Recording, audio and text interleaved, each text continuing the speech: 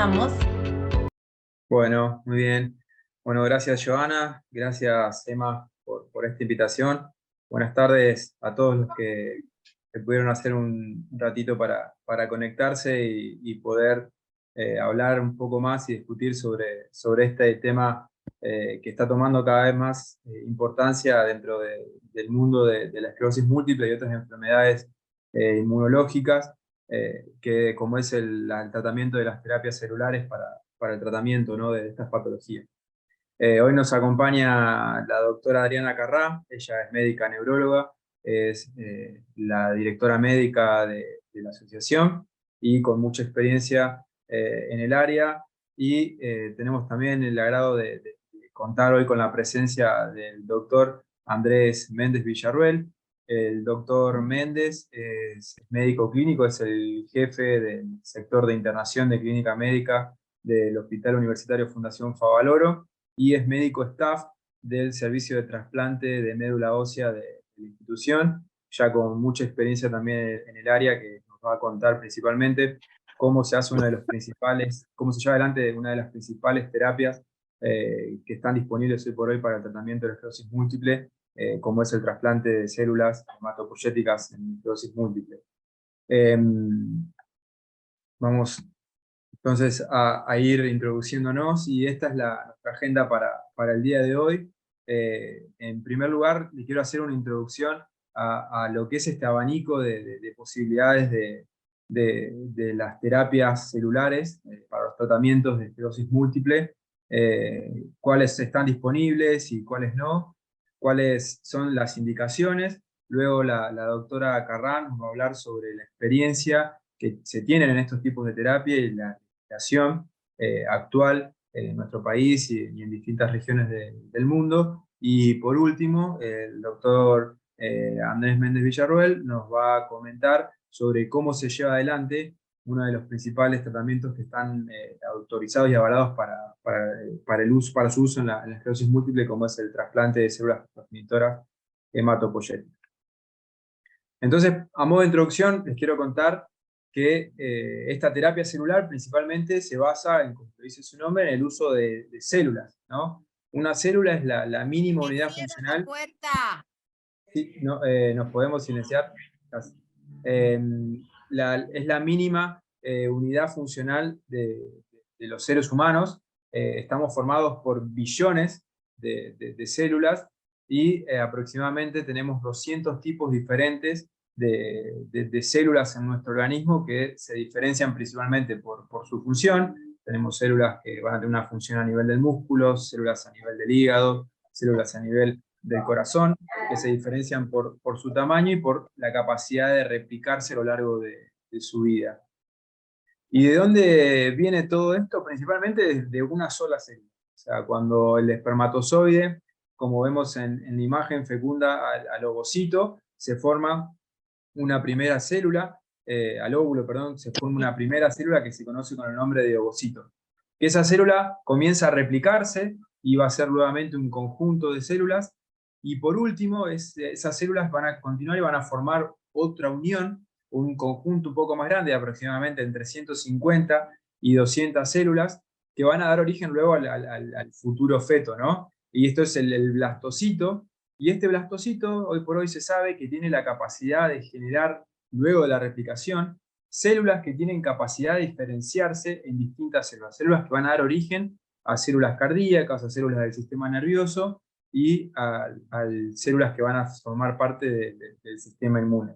Esta capacidad de generar distintos tipos de células es diferente al nivel del embrión como en la vida adulta, y obviamente saber que existen células que pueden ser capaces de producir otras células, capaces de regenerar otro tipo de célula, esto ha despertado un interés en el mundo científico. Pero sin embargo, al tratarse de material humano, al tratarse de material genético y otro tipo de cualidad biológica, esto debe realizarse dentro de un marco regulatorio no solo de leyes, sino también ético y moral.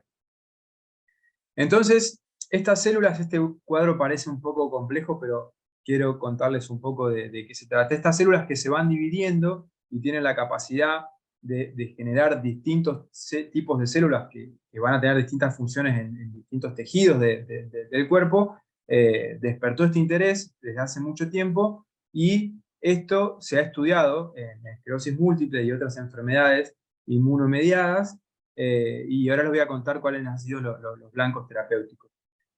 ¿Cuáles principalmente se han estudiado?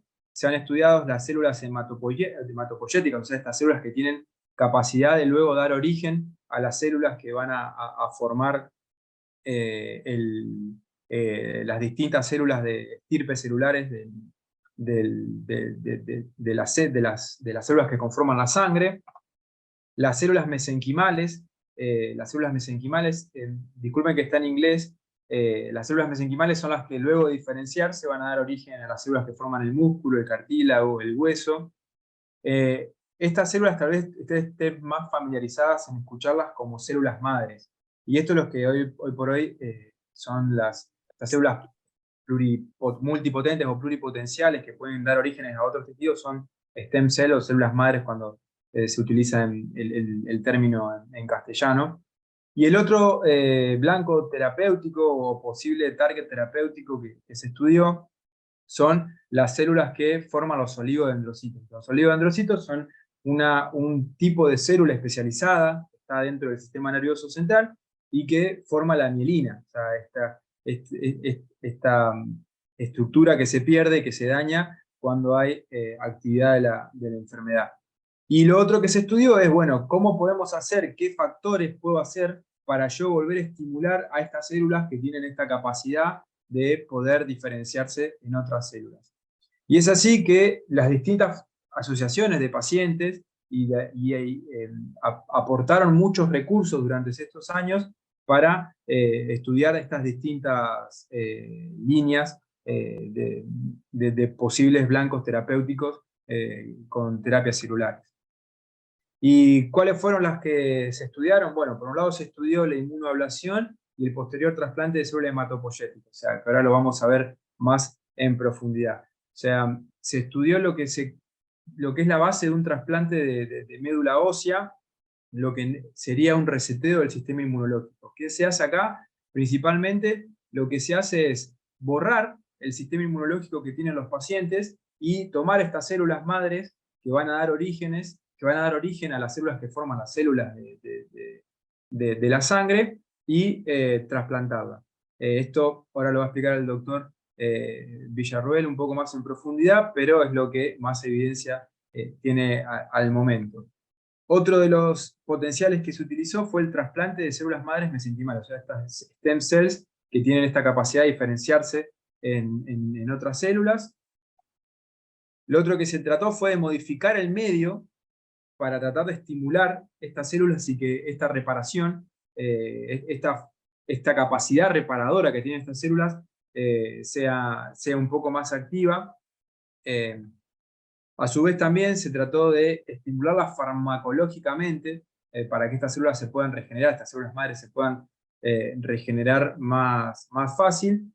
Y por último, también lo que se intentó fue trasplantar estas células que regeneran mielina, estos oligodendrocitos que regeneran mielina, se trató de trasplantarlo a ver si se tenían respuestas positivas. Y hoy por hoy, para lo que más se obtuvo respuestas positivas, o al menos hay evidencia creciente, es para el trasplante de células madres hematopoyéticas, la primera línea que les comenté, y para el trasplante de células madres mesenquimales.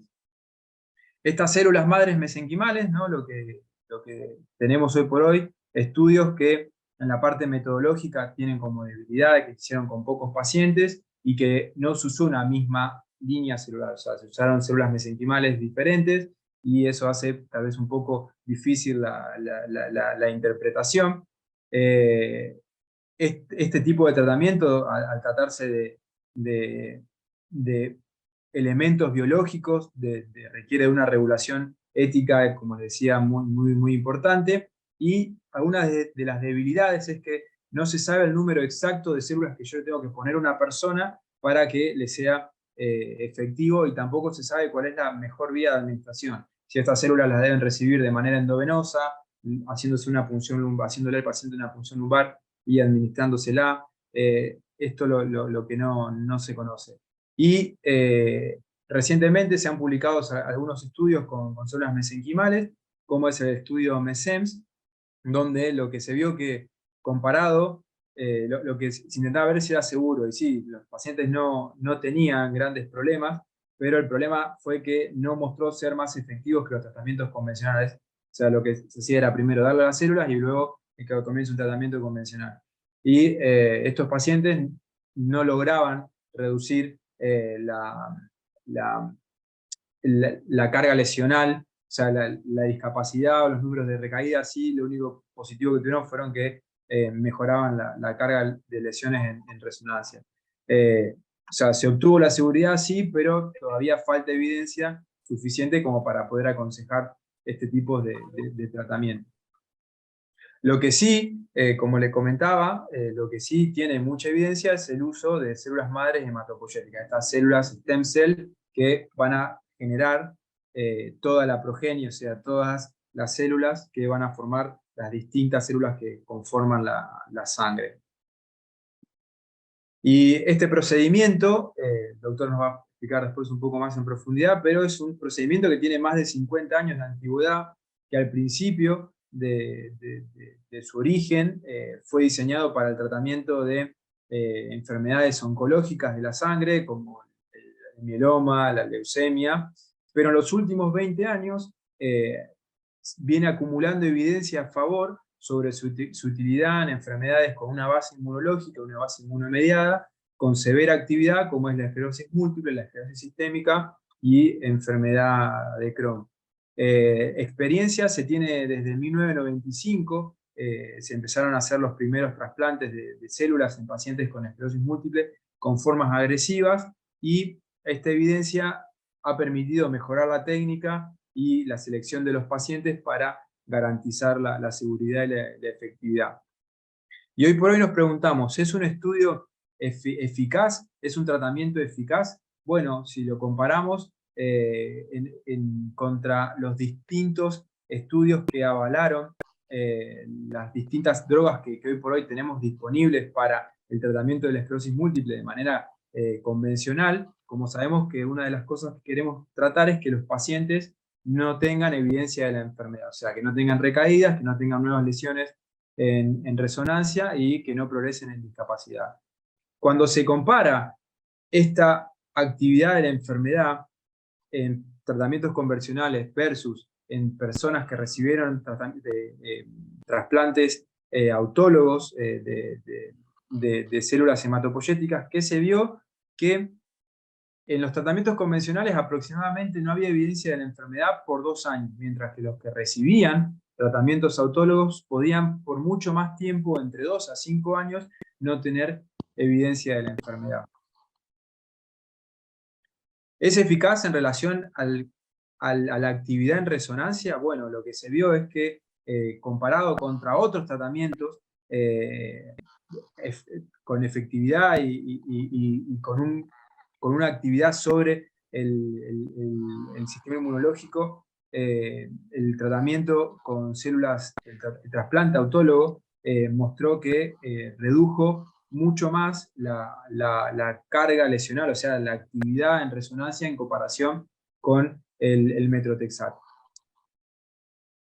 ¿Es eficaz en relación a la progresión de la enfermedad y la recaída? Bueno, comparado este tratamiento, el tratamiento del trasplante autólogo de células hematopoyéticas contra las terapias convencionales, lo que se vio es que las personas que se hicieron los trasplantes evolucionaron a una velocidad mucho más lenta en relación en relación a las drogas convencionales, y que en la progresión de la discapacidad, perdón, el tiempo de la primera recaída posterior al trasplante es mucho posterior, es mucho más tiempo en comparación a los que usaban terapias modificadoras.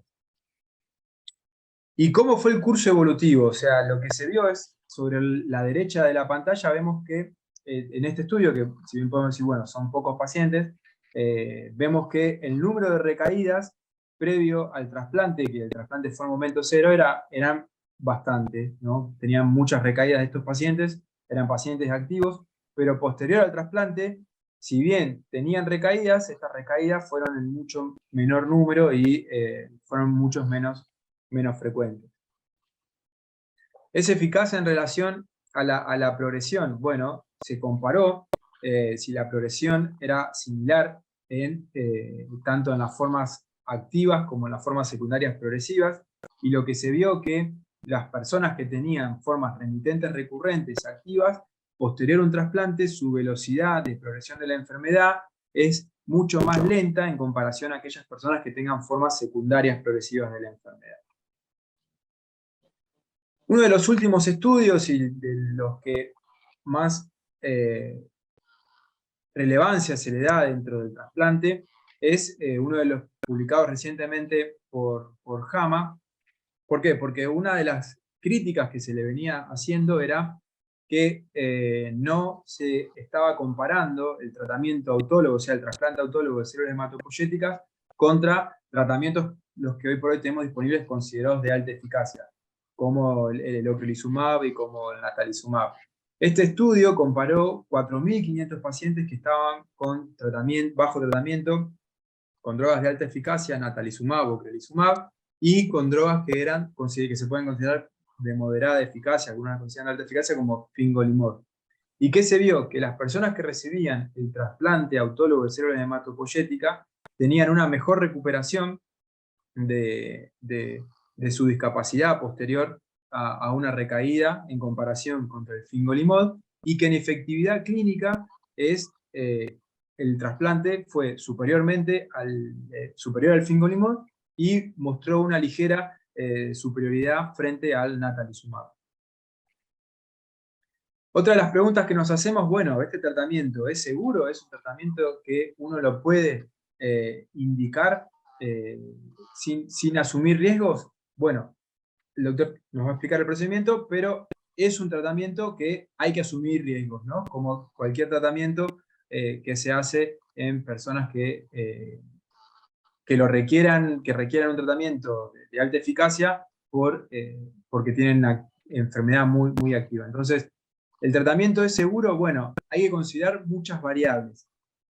¿Cuáles son las variables a considerar? Por un lado, las variables del paciente. O sea, hoy por hoy sabemos que los pacientes que se someten a este procedimiento deben tener un bajo nivel de discapacidad. Los estudios han mostrado que las personas que tienen más discapacidad son las que no tienen los mejores pronósticos cuando se los somete a este tipo de tratamiento. Las personas jóvenes son las que tienen mejores respuestas a este tratamiento, principalmente por debajo de los 50, de los 45 años. Fenotipos, que se sabe que hoy por hoy las personas que tienen formas activas de la enfermedad, principalmente remitente recurrente o formas secundarias progresivas con actividad, tienen una mejor respuesta a este tratamiento. Los años de progresión de la enfermedad es otra de las variables a considerar. Hoy sabemos que las personas que tienen poco tiempo de enfermedad tienen un mejor pronóstico o una mejor respuesta a este tipo de tratamiento que aquellas que tienen formas o más años de enfermedad, y las personas que tienen comorbilidades como hipertensión, colesterol, obesidad, tienen una mayor chance de tener una menor respuesta a este tratamiento. Y en relación al procedimiento, cómo se obtienen las células y la forma de cómo se prepara la persona para comenzar el tratamiento, también puede estar relacionado con los resultados que se tengan del mismo.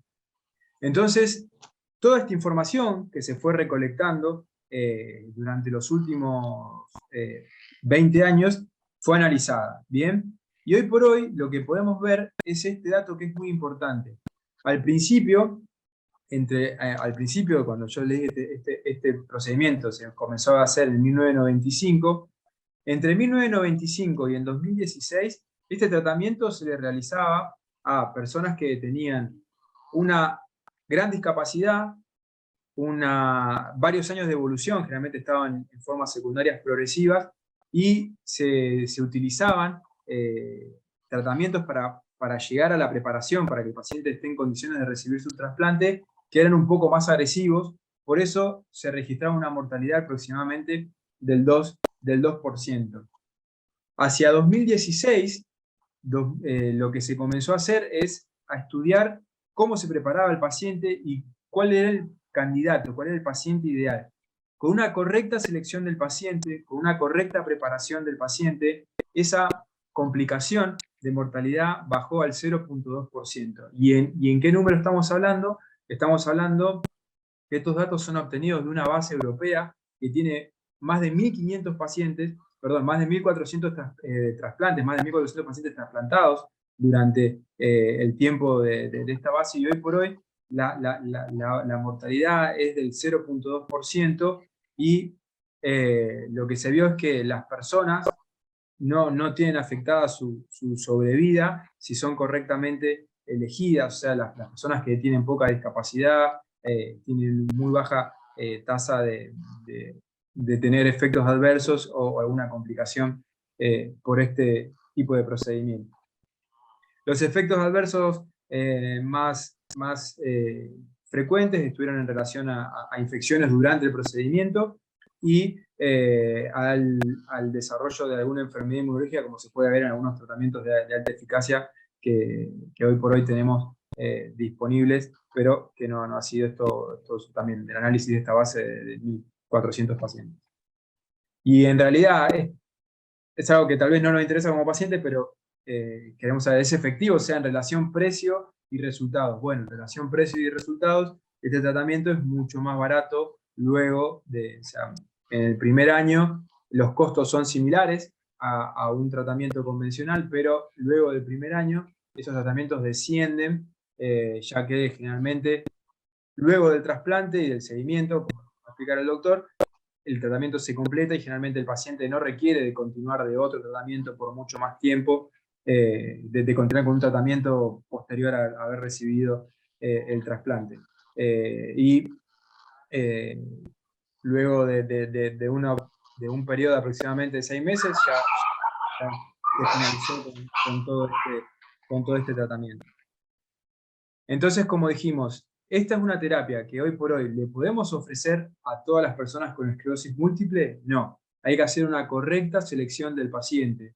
Y esta selección del paciente está principalmente definida por distintos criterios, y la que se adopta generalmente es la selección de pacientes propuestas por la Asociación Europea de Trasplantes de Médula Ósea, que esta opción terapéutica se debe ofrecer a personas que tengan formas remitentes y recurrentes, o sea, formas tipo brotes remisión, que sean activas, o sea, que haya tenido una recaída en el último año o que haya tenido lesiones en resonancias nuevas en el último año, con o sin tratamiento, a pacientes que tengan formas de presentación agresivas de la enfermedad. ¿Cómo es una forma agresiva de la enfermedad? Generalmente son personas que en poco tiempo tienen mucha discapacidad. Realmente en menos de un año acumulan mucha discapacidad. Estas son personas que se pueden proponer este tratamiento, que tengan, como les dije recién, formas de actividad en resonancia o formas de progresión clínica, que sean personas jóvenes, menos de 45, menos de 50 años, y que tengan poco tiempo de progresión de la discapacidad, poco tiempo de progresión de la enfermedad. Que sean capaces de deambular, o sea, que tengan un SS menor a 6, o sea, que no requieran de una asistencia monopodal, o sea, de un único apoyo para deambular. Y aquellas personas que hayan tenido fallas terapéuticas a una o 2 drogas durante el último tiempo, también se le puede ofrecer este tratamiento. Que no tenga comorbilidades y que obviamente entienda que pueda garantizar un consentimiento y pueda entender que este procedimiento requiere de ciertos controles, de ciertas vacunas y un seguimiento posterior a haber recibido el trasplante. Como les dije recién, esta opción terapéutica está dentro de las opciones que podemos ofrecer dentro de nuestro país, y al tratarse el uso de células y al tratarse de material biológico tiene que estar regulado tanto legalmente como éticamente. Por eso es muy importante conocer el marco y el marco ético y legal que debe regir alrededor de este procedimiento, que no es un procedimiento sencillo y que se va a hacer en un lugar que sea experimentado y que tenga todos los medios disponibles para ofrecerle. Esto viene a colación, ¿por qué? Porque esta charla también fue motivada porque muchas personas, muchos pacientes, preguntaron, mirá, me ofreció esto, me llegó esta propuesta de recibir tal terapia, tal. Y bueno, la verdad es, este es el mensaje, o sea, hay opciones, sí, pero la evidencia para alguna opción todavía no es suficiente y la que tenemos es avalada, es el trasplante autólogo de médula ósea, o sea, células progenitoras hematopoyéticas. Bien, entonces, para saber cómo es este marco legal, la doctora Carrá nos va a explicar la experiencia que hay a nivel mundial y el marco legal que regula este tipo de terapia en nuestro país. Gracias, Guido. Buenas noches a todos, bienvenidos a los que se fueron sumando. Yo fui dejando algunos mensajes en el chat. Las preguntas, por favor, traten de hacerlas a través del chat porque así las podemos responder al finalizar las tres presentaciones. Espero que haya muchas preguntas porque siempre preguntan sobre este tema, así que bienvenidos. Vamos a hablar de la experiencia. El doctor Vázquez ya mostró bastante de cómo fue evolucionando esta indicación y es interesante entender que lleva muchos años. De hecho, en Argentina fue elegido para el primer ensayo clínico internacional de trasplante de células en pacientes con esclerosis múltiple y en aquel entonces nuestro comité de ética no lo autorizó, no pudimos participar de ese ensayo. Pero fíjense los años que venimos tratando y viendo qué es lo que ocurre con la experiencia internacional y cómo se fueron modificando las regulaciones en el mundo en base a los reportes, ¿no? En base a las publicaciones. La próxima, Guido, por favor. El INCUCAI, que es el Instituto Coordinador de Ablación e Implante, esta indicación, para que todos lo entendamos, no depende de ANMAT, porque no es una droga, no es un fármaco que está en investigación y que tiene que cumplir todas las fases de la investigación. No, esto es trasplante. Toda la regulación depende de INCUCAI. Y ya en el año 2007, luego de muchas preguntas y observaciones y tratando de que trasplante sea por lo menos incluido de alguna manera en el listado de esclerosis múltiple dentro de las enfermedades autoinmunes, en el año 2007 la regulación de INCUCAI decía dentro de las enfermedades autoinmunes presentaba o mencionaba la artritis reumatoidea, la esclerosis múltiple, la esclerosis lateral amiotrófica, la enfermedad de Crohn, que es una enfermedad de intestino, y la neuropatía crónica recidivante, que es el Guillain-Barré recidivante. Ya en ese entonces, para lo que es esclerosis múltiple, el trasplante halogénico era experimental o no tenía una recomendación adecuada y el trasplante autólogo se podía considerar como una opción clínica cuando el neurólogo tratante, viendo la falta de respuesta, podía indicar este tratamiento como una opción. Por supuesto que cuando se indicaba esta opción, en ese momento había que pasar todos los estamentos regulatorios y en última instancia era INCUCAI quien decidía o quien emitía cuál era la recomendación en cada caso en particular. O sea que esto lleva mucho, mucho tiempo, pero fíjense esto que es interesante. En el 2007 era una opción clínica, la otra pasaron los años, pasaron las diferentes experiencias y publicaciones en el mundo, y esto es lo que publicó INCUCAI en el año 2021. Fíjense, esclerosis múltiple, ya aquí marca una indicación, cuál es el estadio clínico para los cuales nosotros podríamos pensar que el trasplante es una opción. Es la esclerosis múltiple, brotes y remisiones, que es muy activa o con falla terapéutica o una forma agresiva, e incluye la forma secundaria progresiva, pero con la particularidad que tiene que ser activa. Después vamos a ver qué significa activa en cada una de ellas. Y en este caso de esclerosis múltiple da por aprobado el del trasplante autólogo. O sea que no tenemos que pedir permiso, sino que simplemente lo podemos indicar, pero sí, obviamente, seguir todos los pasos internos en las instituciones con la autorización del comité de ética correspondiente. Y la otra cosa llamativa, a partir del 2021, que en su lista de enfermedades autoinmunes incluye la neuromielitis óptica, pero en una consideración como era la vieja esclerosis múltiple, o sea, solamente por opción clínica. Se presenta el caso, se discute internamente y luego, en última instancia, es INCUCAI quien toma la resolución en cada caso en particular. La próxima.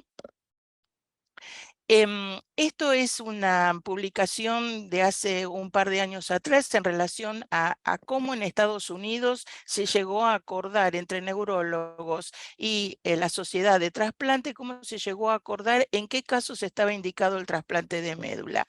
Ellos dicen en esta publicación, que es muy extensa y que da mucho detalle, que es un tratamiento eficaz y seguro para la esclerosis múltiple activa, para prevenir la recaída, prevenir la presencia de las lesiones nuevas en la resonancia magnética y especialmente también para prevenir la discapacidad en el largo plazo. Ustedes vieron y nos escuchan permanentemente que los tratamientos hoy son muy eficaces en la fase aguda, en la fase inflamatoria, pero que todavía tenemos una deuda en cuanto al beneficio y a la eficacia de los tratamientos en relación a la discapacidad. ¿La podemos enlentecer? Sí, pero no lo suficientemente como nosotros querríamos. Y parece que el trasplante, cuando está bien indicado, esta meta la podemos lograr. Según la evidencia recomendada, ellos dicen que uno puede presentarla o pedirla como si fuera un standard of care, ¿no? Como si fuera una indicación de cuidado, una indicación viable para los pacientes con esclerosis múltiple, pero hacen mucho hincapié en esta recomendación americana sobre el trabajo en equipo, el trabajo multidisciplinario, que es entre el neurólogo y el equipo de trasplante. El neurólogo es el que elige el paciente, el equipo de trasplante también elige el paciente y en conjunto llevan a cabo la indicación, la selección y el seguimiento de los pacientes que reciben este tipo de tratamientos. Y también hace énfasis en que es fundamental reportar los resultados para que cada vez tengamos más datos en el mundo, que es lo que ocurre. Esto es Estados Unidos. La próxima, Guido, por favor. En cuanto a lo que ocurre en la Comunidad Europea, este es un trabajo, creo que es del 2020 o desde el 2019. Fíjense ustedes, ellos hacen en estas figuras, que no son complejas, yo se las voy a explicar. En estas figuras lo que se ve es cómo fue evolucionando a través de los años la indicación del trasplante. Vemos la columna o la barra celeste, que corresponde a esclerosis múltiple, la barra verde, que es muy chiquitita, que está por acá, son enfermedades neurológicas autoinmunes, como por ejemplo podría ser la NMO, y la barra amarilla son otras enfermedades autoinmunes, como por ejemplo, que ustedes también la escuchan frecuentemente, la artritis reumatoidea, el lupus, la esclerodermia, la enfermedad de Crohn. Y vemos cómo en los últimos años aumentó la indicación del trasplante de médula en los pacientes, el trasplante de células, también aumentó la indicación en aquellas enfermedades neurológicas autoinmunes y más o menos se mantiene con el mismo nivel, con la misma frecuencia, la indicación en otras enfermedades autoinmunes. Cuando analizamos qué pasa de acuerdo a los países, cuáles son los países que tienen más experiencia en Europa, Italia, digamos, es el que tiene más experiencia y de hecho fue el ensayo clínico que no pudimos hacer en Argentina, era de un centro italiano de Milán, en Inglaterra y en Suecia. La próxima. Este mismo trabajo compara qué ocurre con los pacientes o con ese índice que mencionó Guido antes, que es el NEDA, pacientes libres de enfermedad. ¿Qué significa NEDA? Cuando nosotros elegimos un tratamiento y les explicamos por qué sugerimos uno, por qué sugerimos el otro, o cuando tenemos que renovar el tratamiento a las obras sociales todos los años o cada 6 meses, decimos mantener al paciente NEDA, o sea, libre de actividad de enfermedad. enfermedad. Es decir, que el tratamiento eficaz, el paciente o la persona respondedora, es el que no tiene recaídas, el que no tiene lesiones nuevas en la resonancia y el que no tiene progresión a través del tiempo. Si se cumplen esos tres pilares, decimos que es un NEDA, o sea, el paciente está en NEDA, que puede ser a los 2 años, a los 3, a los 6, depende. Los ensayos clínicos, esos que ustedes tanto escuchan y que nos llevan a la aprobación de una molécula, informan el NEDA a los 2 años, porque es lo que dura el ensayo clínico. El resto es todo observacional, depende de la experiencia de cada centro. El alemtuzumab tiene a los 2 años un NEDA de 30. Si alguien tiene el micrófono, por favor. El alemtuzumab mantiene un NEDA a los 2 años entre el 39 y el 32%. Ocrelizumab, que no llega a los 2 años, son 92 semanas, 48%. Cladribine, 47% a las 96 semanas. Y el trasplante autólogo de células, el 93.3% a los 2 años. En promedio, los pacientes mantienen ese NEDA, o sea que no hay actividad, pero esto es lo interesante, que más de 5 años mantienen un 69.5% de pacientes están en NEDA. ¿Por qué digo que esto es interesante? Porque cualquiera de estas moléculas, después de los 5 años, este porcentaje de 30 o de 48 baja sistemáticamente a 20 o a 15%. O sea que realmente en un futuro, en un seguimiento prolongado, como son estas publicaciones, los datos son interesantes. La próxima. Guido, ahí está. En cuanto a las enfermedades autoinmunes, aquí vemos qué es lo que ocurre con esclerosis múltiple, enfermedad de Crohn, artritis reumatoidea, lupus eritematoso y esclerodermia. Esta es una revisión de todos los ensayos europeos y lo curioso, o por lo menos cómo vemos que en los últimos años, porque esto es del 2022, cómo en los últimos años estas guías se van como poniendo de acuerdo, ¿no? La americana con la europea. Y fíjense, la esclerosis múltiple tiene indicación de trasplante celular en formas, brotes y remisiones, en formas secundarias progresivas que son activas, en pacientes con una escala de discapacidad baja, menor de 6, que es lo que mencionaba Guido antes. Recordemos que 6, ustedes conocen estas escalas perfectamente, 2 es quien es plenamente ambulatorio, 6 es el que necesita de un apoyo unilateral, un bastón o apoyo, aunque sea de una persona, para mantener la marcha. Que tengan falla terapéutica, o sea, exactamente igual a la normativa americana, y que la enfermedad esté activa. La próxima. Este es el estudio italiano que se publicó hace muy poquito tiempo, era un par de meses de este año, y es interesante porque es una combinación de dos registros, el registro del grupo italiano de trasplante y el registro del grupo italiano de esclerosis múltiple. Pero ¿cuál fue el objetivo? Ver qué pasaba, pero con las formas secundarias progresivas, porque parece que la forma brotes y remisiones ya era clara la evidencia, pero no era tan clara para las formas secundarias progresivas. Y ellos compararon entre el año 97 y el año 2019, 81 pacientes con formas secundarias progresivas que recibieron trasplante versus 2.361 pacientes que no recibieron trasplantes, pero sí que recibieron varios de los tratamientos aprobados para la enfermedad. ¿Qué es lo que ocurrió? El objetivo era comparar la proporción de pacientes que llegaban a una discapacidad a los 6 meses y comparar qué pasaba en el largo tiempo, porque estamos hablando entre el 97 y el 2019. ¿Cuál fue la conclusión? Que el uso de este tratamiento en personas con esclerosis múltiple secundaria, progresiva, pero activa, se asocia con un enlentecimiento de la progresión a la discapacidad y con una mayor posibilidad de evitar la discapacidad con la inmunoterapia cuando los pacientes tienen muy baja discapacidad. La próxima. Y para concluir, si sumamos las conclusiones argentinas con INCUCAI, americanas con la National MS Society y las europeas y especialmente con el grupo italiano, Podemos decir que el trasplante es una opción terapéutica para las personas con formas, brotes y remisiones muy activas, o sea, con lesiones nuevas en la resonancia o con la presencia de recaídas, más de 2 recaídas en el año, y a pesar del tratamiento con los fármacos modificadores de la enfermedad, o sea que son pacientes o que tienen una forma muy agresiva de inicio o que vienen desde la falla terapéutica.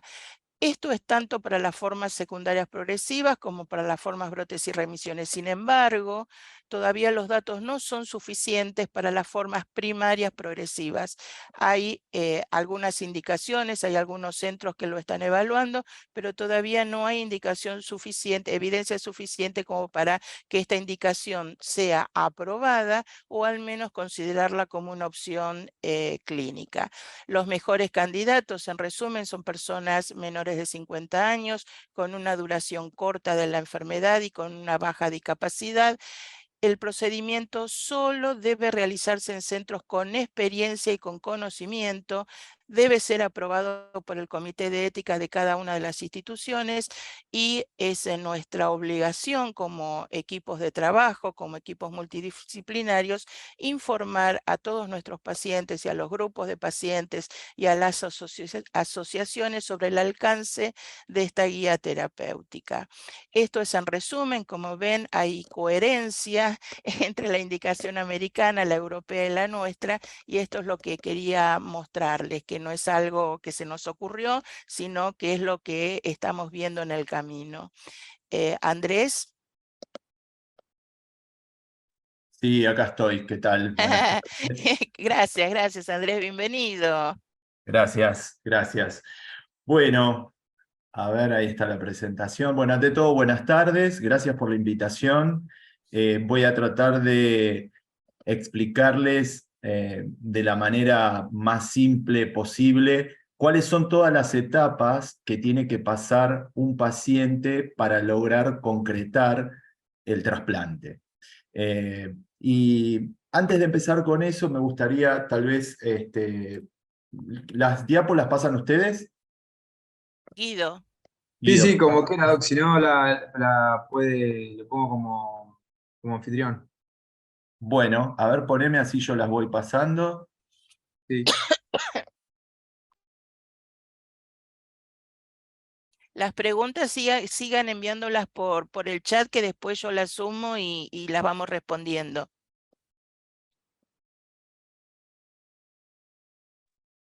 ¿Lo pones como anfitrión al doctor? De paso les voy contando algunas cosas generales. La primera es una cuestión semántica y tiene que ver con qué es un trasplante de médula ósea. En realidad nosotros decimos trasplante de médula ósea, pero no hacemos trasplante de médula ósea. Lo que se trasplanta en realidad, como ponemos en el título de la presentación, son células progenitoras hematopoyéticas, es decir, lo que explicó Guido al comienzo, ¿no? Son células totalmente indiferenciadas que están en la médula ósea y que tienen la capacidad de poder transformarse en un glóbulo rojo o en un glóbulo blanco o en una plaqueta. Eso es lo que trasplantamos, no médula ósea. ¿Se puede hacer verdadero trasplante de médula ósea? Sí, por supuesto, se hace, pero no es la situación de la esclerosis múltiple. En general, los trasplantes que se hacen hoy, en su gran mayoría, diría en adultos, más del 95%, son trasplantes de células progenitoras hematopoyéticas. ¿Y de dónde las obtenemos? Las obtenemos de la sangre periférica. Y para eso hay todo un proceso que se llama movilización. ¿Las puedo compartir ya, Guido? Sí, Doc, pone compartir pantalla y comparte su presentación. Perfecto. Ahí se ve. ¿Se ve bien? Ok. Sí, no Sí. está en modo de presentación todavía. Ahora sí. Genial. Bueno, lo que les estoy mostrando primero es la foto de un hemograma. Para los pacientes es muy importante entender esto porque esta es nuestra brújula pre, durante y post el trasplante. Nosotros en sangre tenemos básicamente 3 series. La serie de los glóbulos rojos, que nosotros en realidad evaluamos a través del hematocrito y la hemoglobina. la serie de los glóbulos blancos, que nosotros evaluamos a través del recuento de leucocitos. Como se puede ver, este recuento de leucocitos tiene por debajo una serie de valores porcentuales que están mostrando de este total cuánto representa cada tipo de glóbulo blanco. Y esto es muy importante para nosotros conocerlos en la evolución del trasplante. Y por último, la tercera serie en sangre que tenemos circulando es la de las plaquetas. Entonces, esto es lo que nosotros vamos a controlar diariamente, tanto pre, durante y post-trasplante. Y como les decía antes, lo que nosotros trasplantamos es esto, lo mismo que mostró Guido, una célula madre hematopoyética o célula progenitora hematopoyética, que es una célula que tiene la capacidad de replicarse y transformarse en una plaqueta, en un glóbulo rojo o en cualquier tipo de glóbulo blanco, que son todas las formas que yo les mostré antes en los valores porcentuales. Entonces, ¿de dónde obtenemos las células progenitoras hematopoyéticas? De la sangre periférica. ¿Se pueden obtener de otros lugares? Sí. Se pueden obtener de cordón o se pueden obtener propiamente punzando la médula ósea. Pero esto no es lo que nosotros utilizamos habitualmente. Y lo que está recomendado y lo que se ha estudiado en esclerosis múltiple es la utilización del trasplante de células progenitoras hematopoyéticas que se obtienen de sangre periférica y que se utilizan para hacer el trasplante autólogo de médula ósea. Esto es lo más importante que ustedes tienen que recordar. Existe otra variante de trasplante, que es lo que se llama trasplante halogénico, que Adriana también lo mostró, que no forma parte del espectro de la oferta de trasplante en esclerosis múltiple. Esto es para otras enfermedades, que son en general enfermedades hematológicas. Antes de empezar con el trasplante, quiero transmitirle otros conceptos así generales y que tienen que ver con el trasplante, porque es muy importante para entender el porqué de la efectividad del trasplante. Cuando un paciente tiene una enfermedad autoinmune, llámese esclerosis múltiple, esclerodermia, artritis reumatoidea, lupus, la que sea, el desorden empieza con un grupo de linfocitos, que es un tipo de glóbulo blanco, que se transforma en un linfocito autorreactivo, es decir, es un linfocito que reacciona contra determinada estructura del cuerpo y la daña. Entonces, este linfocito lo que hace es, al atacar ese tejido, generar una respuesta inflamatoria patológica. Eso lleva a la activación de una serie de sustancias que se denominan citoquinas, y todo ese proceso inflamatorio genera daño.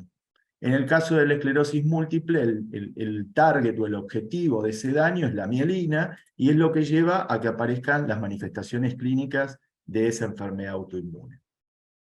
¿Qué es lo que hacemos con estas enfermedades autoinmunes en general? Bueno, decidimos cuál va a ser el tratamiento inmunosupresor, qué fármaco vamos a elegir, y eso, dependiendo del tipo de fármaco, puede ser administrado en forma continua o en forma repetitiva, secuencialmente, en forma semanal o mensual, y a lo que vamos a apuntar con esos tratamientos es a bloquear la respuesta inflamatoria patológica, de manera que a través de esto evitemos que haya manifestaciones de la enfermedad. Entonces, lo que buscamos con este fármaco es bloquear la respuesta inflamatoria, mejorar los síntomas o detener eventualmente la progresión de la enfermedad, pero como todos sabemos, todo tratamiento de este tipo también tiene potenciales efectos adversos a mediano y a largo plazo.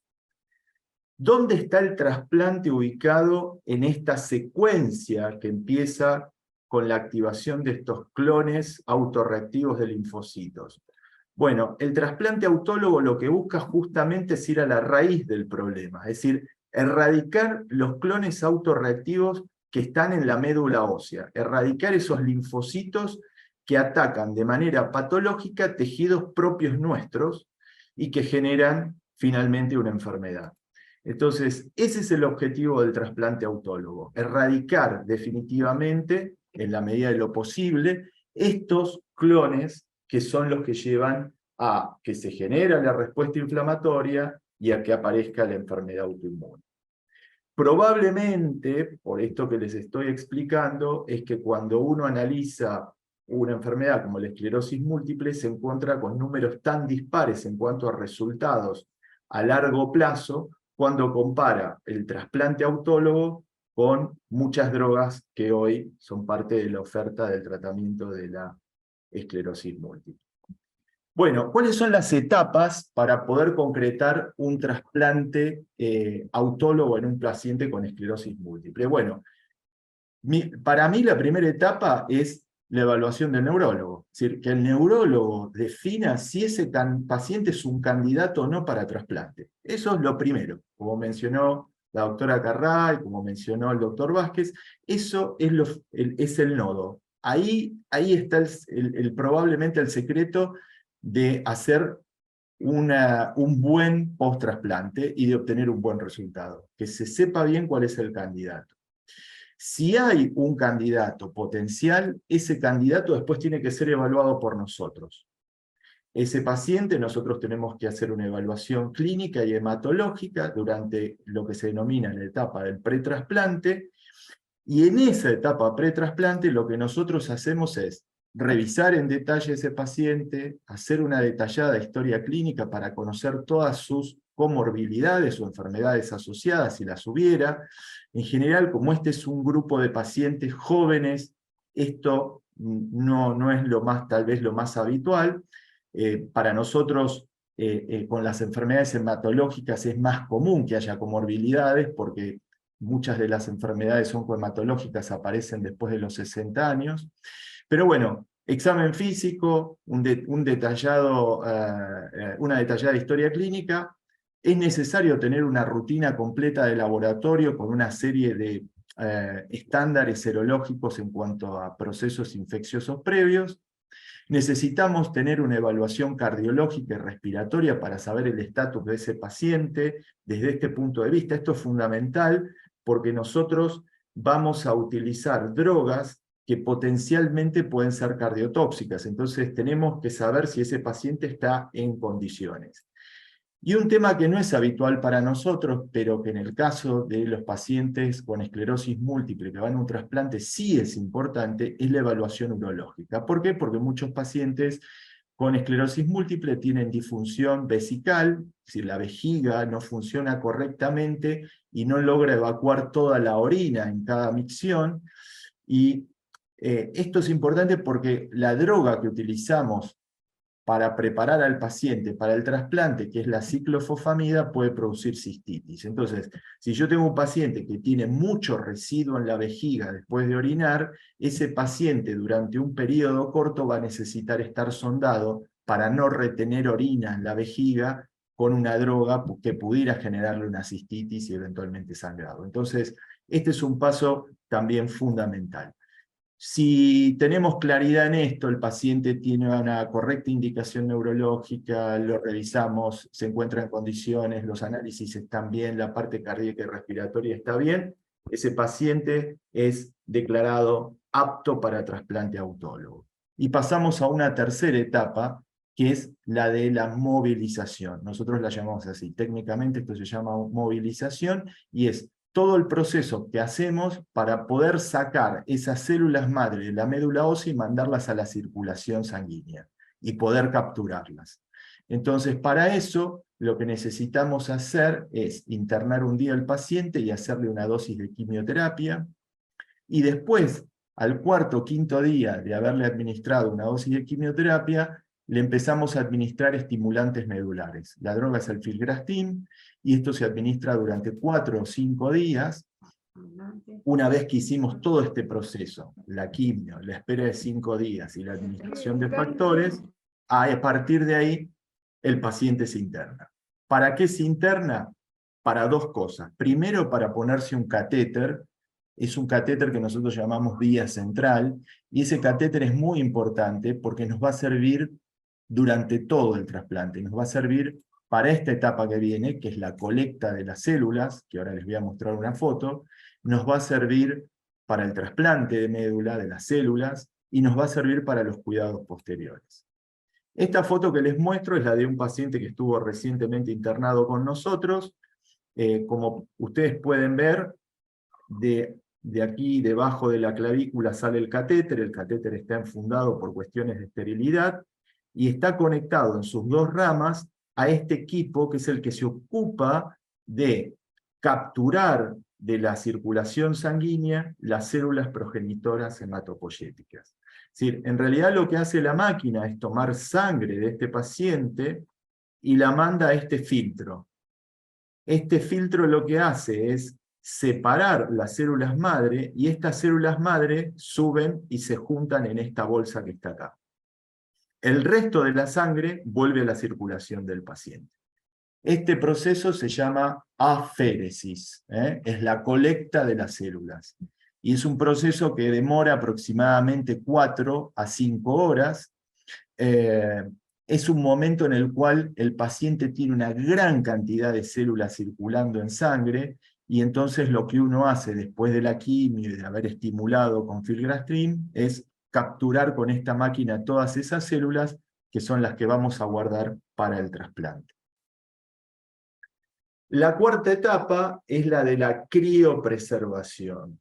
Entonces, ¿qué sucede? El paciente terminó la colecta y la médica hemoterapista y sus técnicas que la asisten, lo que hacen es fragmentar esa bolsa con células madre en distintas bolsas de menor volumen y las colocan en estas planchas metálicas, que ustedes pueden ver acá,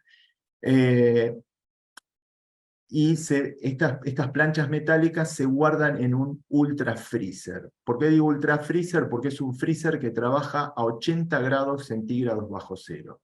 Las células quedan acá guardadas en este freezer durante un periodo que es infinito. Es decir, las células se pueden sacar al 5.º día, al 7.º día, al mes, al año, no hay un límite. Nosotros, ¿hasta cuándo necesitamos en teoría guardarlas? Hasta el momento del trasplante. ¿Y por qué tenemos que guardarlas? Porque ahora tenemos que hacer lo que se denomina la quinta etapa, que es la del acondicionamiento. Es decir, nosotros ahora lo que vamos a hacer es, de alguna manera, destruir la médula ósea del paciente, que es donde están todos esos clones autorreactivos, para después reinsertar todas esas células que guardamos. Entonces, ¿qué es esta etapa del acondicionamiento? Es la etapa que sigue a la de la aféresis. Acá empieza la quimio y la timoglobulina. Son los dos fármacos que usamos en esta etapa. Como quimioterapia usamos una droga que se llama ciclofosfamida, y la timoglobulina, que en realidad es un suero que tiene inmunoglobulinas que destruyen los linfocitos autorreactivos. Entonces, después de hacer estas dos cosas durante 4 días, el paciente entra en algo que se denomina aplasia medular. ¿Qué es la aplasia medular? La destrucción de la médula ósea. ¿Por qué? Porque yo necesito resetearla o reiniciarla con las células que voy a trasplantar, que es la sexta etapa, es la del descongelamiento y la infusión de esas células. Entonces acá lo que pueden ver en la foto es la plancha sacada del ultrafreezer, donde esa bolsa grande que vimos que estaba conectada a la máquina de aféresis fue fragmentada en distintas bolsitas de menor volumen. Estas bolsas están congeladas, es más, si ustedes pudieran tenerlas en la mano, parece un vidrio o un azulejo, y estas bolsas se colocan en un equipo especial que las descongela de una manera muy lenta y las lleva a temperatura ambiente. ¿Para qué? Para que nosotros podamos hacer esto. Colgar esta bolsa con una guía de suero en condición estéril y conectarla por esta guía al catéter que le habíamos puesto al paciente el primer día que se internó.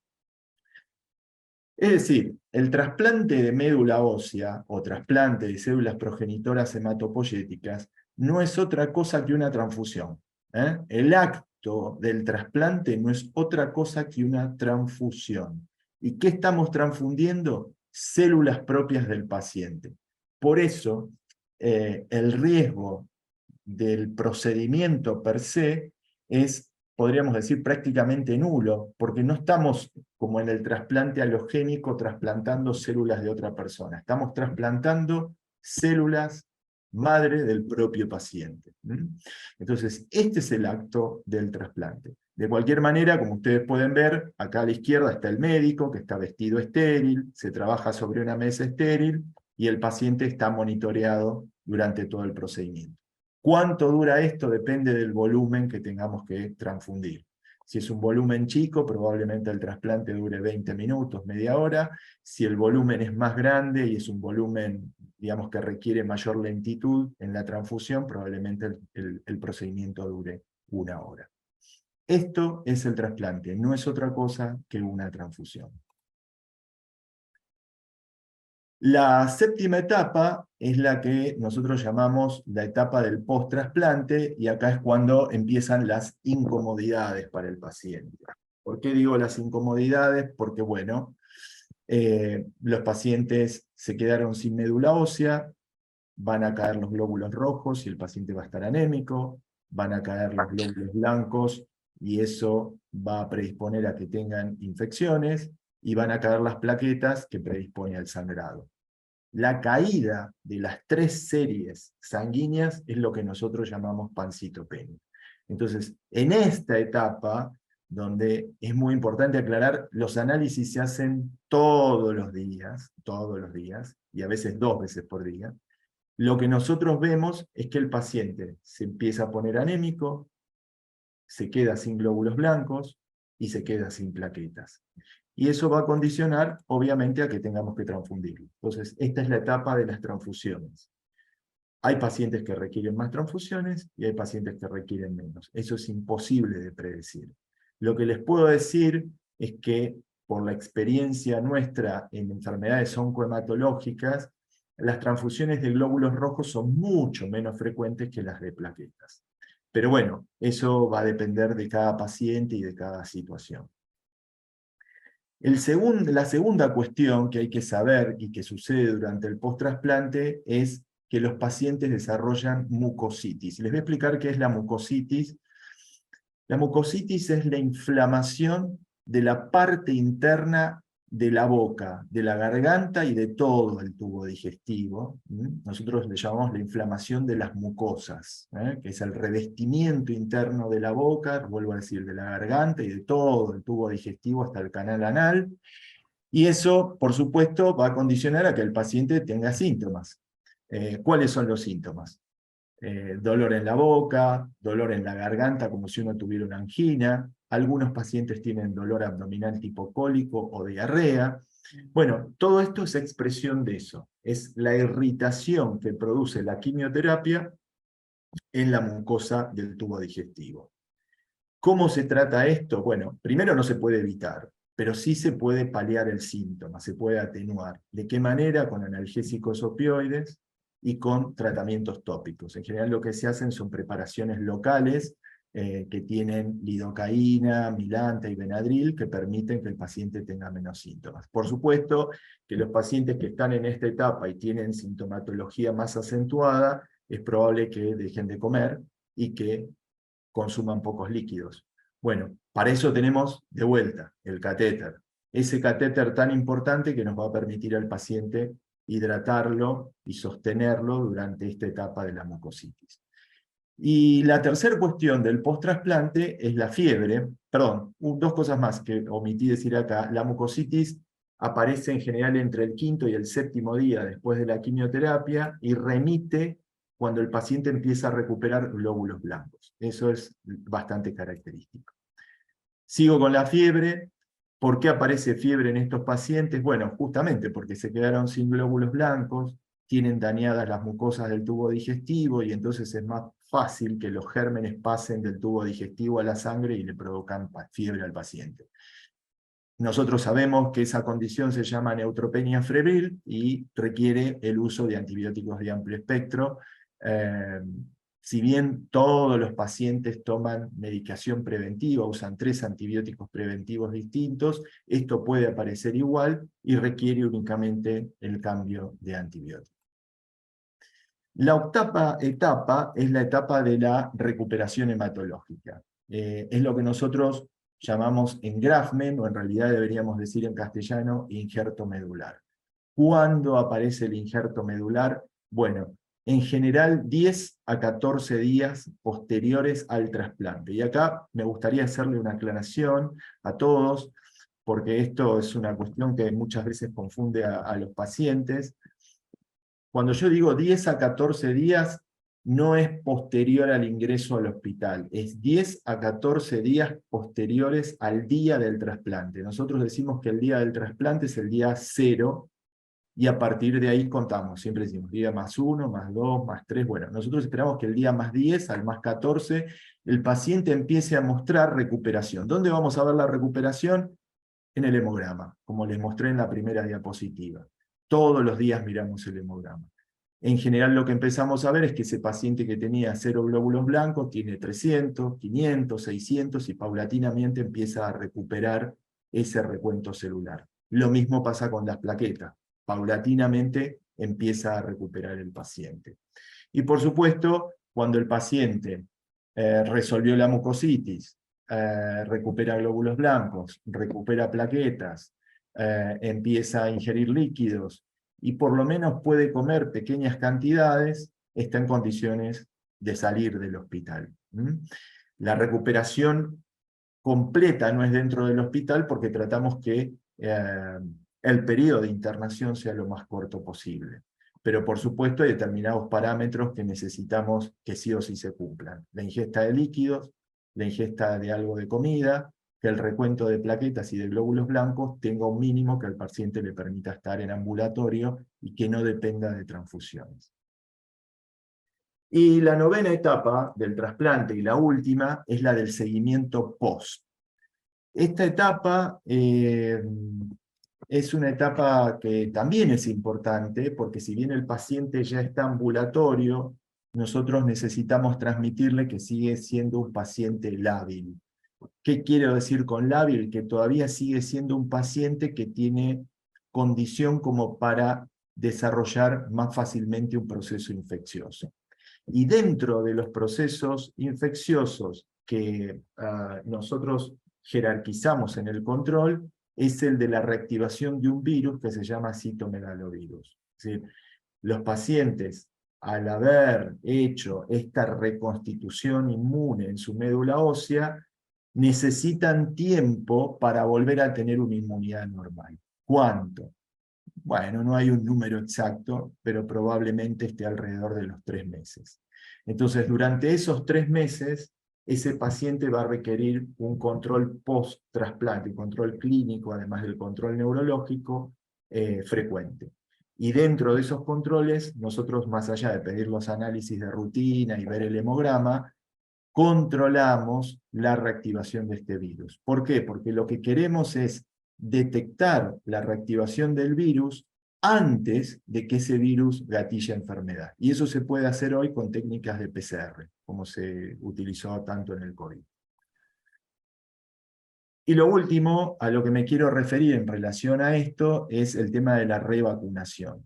Después de esos 3 meses, los pacientes que fueron a un trasplante autólogo, como han reconstituido toda la parte inmunológica, han perdido la inmunidad que tenían previamente, y entonces los pacientes requieren volver a vacunarse, por ejemplo, para neumonía, para hemófilus, para hepatitis, para tétanos, para difteria, y todo un calendario que está estructurado de cómo uno vuelve a generar inmunidad contra las enfermedades prevenibles por vacunas, y todo esto está pautado en una serie de tiempos que comienzan después del 3er mes, cuando el paciente ya tiene restitución inmune.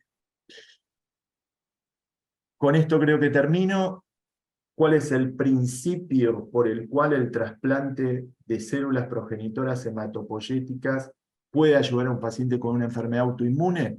Porque produce linfoablación, es decir, destrucción de los linfocitos autorreactivos. ¿Y cuál es el objetivo básico de todo esto? Bueno, remover toda esa condición inmunológica que lo llevó a la enfermedad y regenerar ese sistema sanguíneo e inmune sin esa autorreactividad. Y lo último, por supuesto, ¿cuál es el objetivo clínico? Bueno, lograr que el paciente tenga respuestas clínicas sostenidas, libres de tratamiento en el tiempo.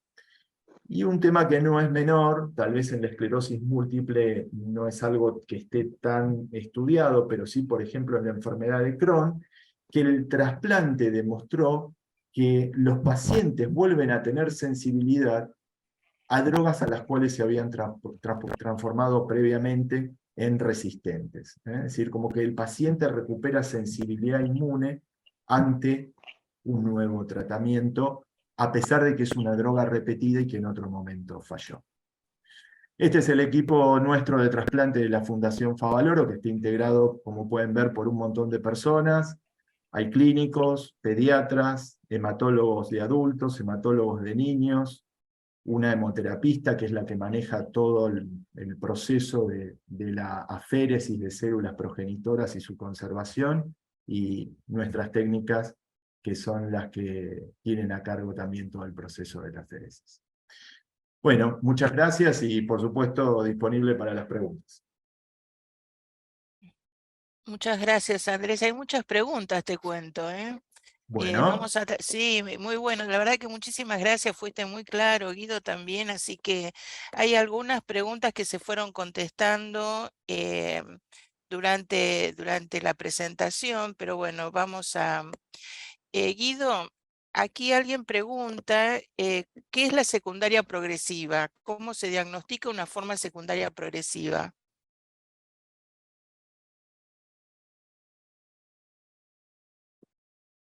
Ahí ¿Me estamos, perdón. escuchás? Ahí Sí, estás. sí. Dentro de las ¿Escuchaste? formas, Ah, sí, sí. Gracias por la pregunta. Las formas secundarias progresivas es cuando hablamos que ya no está tan claro esta actividad de la enfermedad tipo de recaída, o sea, signo neurológico deficitario y recuperación, sino más bien la progresión en discapacidad. O sea, cuando la persona va sumando a lo largo del tiempo dificultades en su día a día para la caminata o cualquier otro sistema neurológico evaluado. Sumado, esto puede estar a la presencia o no de actividad en resonancia magnética, que es lo que define una forma secundaria progresiva activa, ¿no? perfecto. Hay otra pregunta que quizás alguno de ustedes la puede responder. Si esta indicación del trasplante de células se puede dar en una persona que tiene dos enfermedades inmunológicas al mismo tiempo. Creo que Andrés la puede responder mejor. Andrés. Eh, la verdad que no sé si hay casos reportados del tratamiento Claro. a un paciente con dos enfermedades autoinmunes. Lo que pasa es que, bueno, lo que va a primar es la indicación sobre, en este caso, la esclerosis múltiple. Si hay Mm. una enfermedad autoinmune asociada, puede ser que tenga probablemente algún efecto, pero la verdad es que no es algo que esté estudiado o descrito, por lo menos por lo que yo conozco. Sí, eso es cierto, ¿no? Uno tiene que darle prioridad a lo que le está causando el empeoramiento de la enfermedad en ese momento y esperando que la otra esté controlada, si no, bueno, va a ser uno de los casos a discutir la indicación. Em, aquí hay otra pregunta, dice, tuve mi último tratamiento con cladribine, uso bastón canadiense, ¿puedo estar apta para este tratamiento? Bien, hay que considerar primero si hay falla o no al actual tratamiento que estás recibiendo. O sea, hay que ver si tu ciclo ya está completo. O sea, si ya recibiste, por ejemplo, si es Mavenclad, estás luego del año de haber recibido tu segundo ciclo y ahí si tenés una nueva recaída o signos de actividad de la enfermedad, podemos hablar de que hay una falla terapéutica y reconsiderar si sos o no candidato al tratamiento. Pero hay que analizar cada caso de manera particular para decir, bueno, como decíamos, este no es un tratamiento que se le puede ofrecer a todo el mundo y hay que evaluar cada caso de manera o sea, particular, ¿no? Aquí hay una pregunta que llega por Facebook que dice, tengo mi mamá y mi hermano con la misma enfermedad en diferente tiempo. ¿Se puede heredar? Y si bien no es genético, ¿hay alguna carga? ¿Puede saltear de una generación a la otra?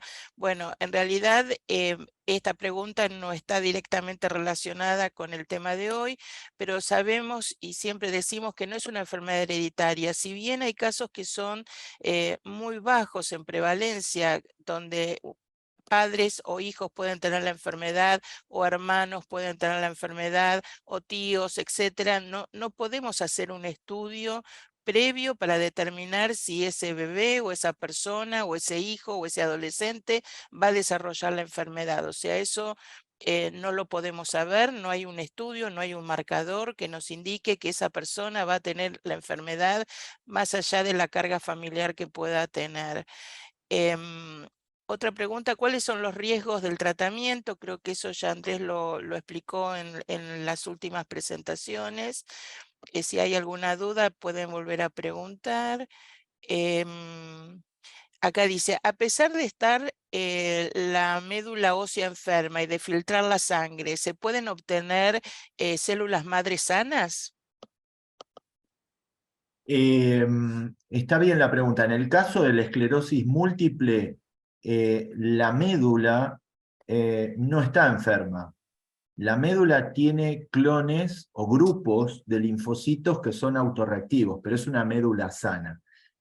Tal vez la duda es si yo vuelvo a infundir esas células madre, si esos linfocitos autorreactivos no van a volver a aparecer. Bueno, la falta de aparición de esos linfocitos autorreactivos después del trasplante están vinculados a algo que está descrito como reseteo medular. Cuando uno hace un trasplante de médula, a pesar de que use las mismas células progenitoras hematopoyéticas del paciente, se produce un fenómeno de, así se denomina, de reseteo, es decir, como que todo vuelve a funcionar y se pierde la autoinmunidad. Eso está muy, muy escrito y es así. Y esa es la explicación de por qué funciona. Aquí otra persona, Laura, pregunta, ¿esto está cubierto por la obra social o hay que hacer algún pedido especial? En realidad, para todos los tratamientos con esclerosis múltiple, sea cualquier tratamiento, hay que hacer un pedido especial, más allá de que esté cubierto por el 100%, porque esclerosis múltiple todavía figura dentro del programa médico obligatorio. Entonces, y si tienen certificado de discapacidad, digamos, con más razón suelen ser tratamientos aprobados. De todas formas, hacer una indicación nueva, como pasa con cualquier tratamiento nuevo, cualquier tratamiento que sale al mercado, hay que hacer un nuevo petitorio, hay que informar a las obras sociales de qué se trata. Bueno, es un paso que hay que hacer como cualquier otro tratamiento. No sé, Andrés, en otro tipo de trasplantes, cómo es la Eh, cobertura. Sí, no, con todas las enfermedades, cuando va uno a hacer un trasplante de médula, es complejo. Hay algunas Claro. prepagas, obras sociales que son más expeditivas, pero todo requiere mucho papeleo, incluso en indicaciones, pero clarísimas, porque bueno, obviamente son tratamientos costosos, y entonces, bueno, generalmente las obras sociales o las prepagas suelen tener sus requerimientos. Pero yo eh, creo que hoy no habría mayor dificultad para autorizar un trasplante en esclerosis múltiple que en un mieloma múltiple. Me parece Claro, que vamos claro. a estar ahí a la par. Mm. Otra pregunta dice, yo tengo una lesión importante en la médula a la altura de la cintura. ¿Esto puede revertirse con el trasplante, Guido? Sí, lo que sabemos es que depende del tiempo, o sea, las personas que recibieron su trasplante en la corta evolución de la enfermedad tenían mejores recuperaciones que aquellas que tenían algún tratamiento convencional para, la, para el tratamiento de la esclerosis múltiple. O sea, si esta lesión fue hace poco tiempo, hay una mejor ventana terapéutica para poder recuperar. Bueno, creo que hemos cumplido con todas las preguntas. Un grupo bastante activo, me parece, que tuvimos hoy, ¿no? Muy informados todos y muy interesantes. Les quiero transmitir todas las felicitaciones que llegaron por el celular, que fue todo muy interesante, que aprendieron cosas nuevas. Bueno, la verdad que felicitaciones a ambos. Gracias por este espacio y por escucharlos también. Así que... creo, excelente como siempre. Bueno, ahora vienen todas las felicitaciones, después se las transmitimos y si hay alguna pregunta que haya quedado pendiente, nos escriben por mail que vamos a tratar de responderlas y dirigirlas a quien puede responder más efectivamente esa duda. Así que bueno, muchísimas gracias a ambos y será hasta la próxima entonces. Seguro que va a haber una próxima. Sin duda. Bueno, a disposición por cualquier duda, tienen mi mail a disposición. Bueno, gracias a todos. Buenas noches.